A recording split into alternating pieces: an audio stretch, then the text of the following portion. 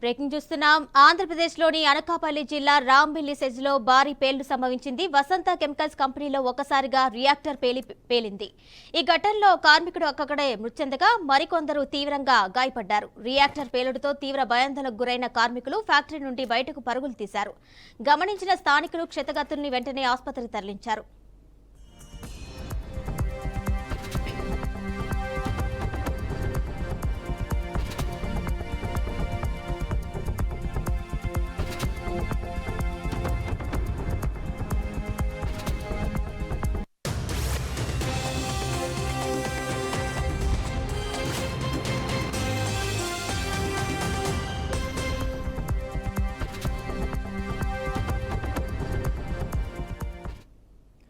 సమాచారం అందుకున్న పోలీసులు ఘటనా స్థలానికి చేరుకొని ప్రమాదానికి గల కారణాలపై ఆరా తీస్తున్నారు. ఈ ఘటనపై కేసు నమోదు చేసుకుని దర్యాప్తు చేస్తున్న పోలీసులు రియాక్టర్ పేలడానికి ఓవర్ హీటే కారణమని అనుమానిస్తున్నారు.